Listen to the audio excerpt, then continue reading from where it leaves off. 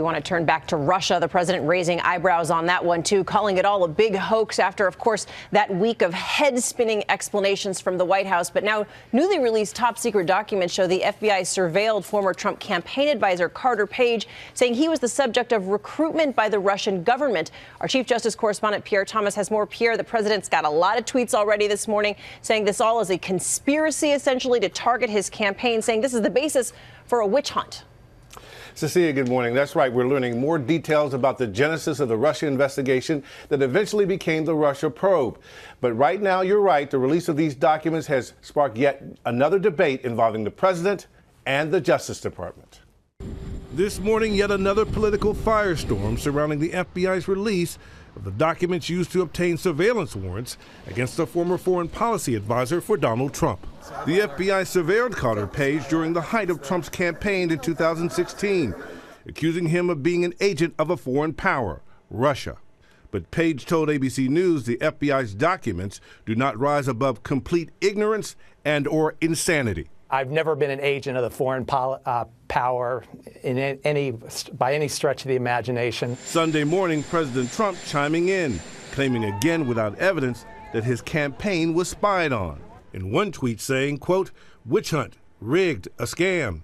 And another saying, looking more and more like the Trump campaign for president was illegally spied upon. But later in the day, both Democrats and Republicans suggested that the FBI had good reason to investigate Page. Carter Page had in fact been a target of Russian intelligence in the past, had gone to Russia during the campaign, had meetings with the Russian officials that Page had publicly denied. They did not spy on the campaign from anything and everything that I have seen. You have an individual here who has openly bragged about his ties to Russia and Russians. Carter Page has never been charged with a crime, but intelligence analysts tell ABC News the point of the surveillance was likely to watch, learn, and discern the Russian government's tactics as opposed to arresting Page and tipping off the FBI's hand. Cecilia? Okay, Pierre, thank you. George? Okay, I want to bring in our chief legal analyst, Dan Abrams, for more on this right now. We got to get to the bottom of what the president is talking about here. This was an application to the court to survey Carter Page, who had been working for the Trump campaign. They've released 400 pages of documents, highly classified documents in the past. The president has called this illegal, is saying the FBI misled the court, saying this was all based on the dossier.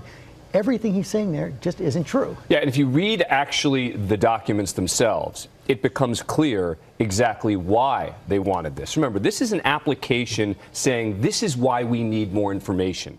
Here's what we know about the intelligence. Here's what we know about the contacts. Here's what we know about the meetings. We now need more. And if you actually talk about it in the context of warrants in general, this is what happens. You know, the big complaint has been, well, there was interested parties. The Steele dossier was revealed in the documents. Right, and that's the key point, is that it was revealed in there that it came from a political actor, that it may have been funded by a political actor, according to the FBI. But again, it's important to remember in the context of warrants as a whole, warrants are often based on interested parties. That's what happens. And so a judge and the FBI, et cetera, have to go about evaluating how credible do they think that is.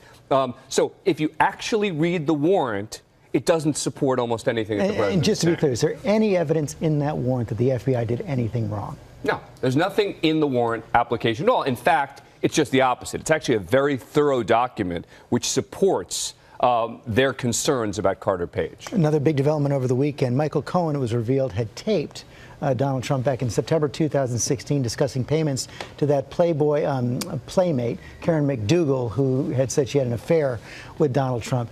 Talk about the significance of this tape. Well, first of all, the president is saying that it was illegally made. It definitely wasn't illegally made. New York State is a one-party state. You can record someone's conversation if one of the people involved wants to record it. There's a separate question about Michael Cohen as a lawyer. Should he have done it? Is it ethical for him to have done it?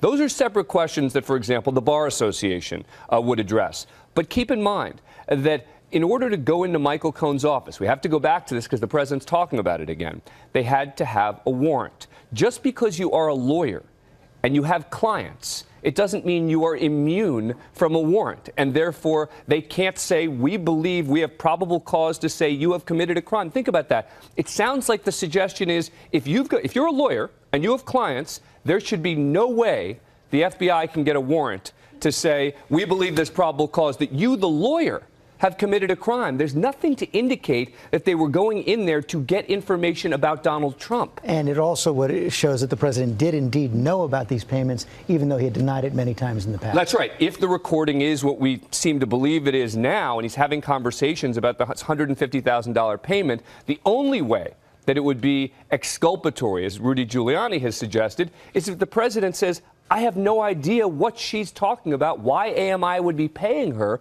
etc. It doesn't seem like that's what's on the tape. Dan Abrams, thanks very much.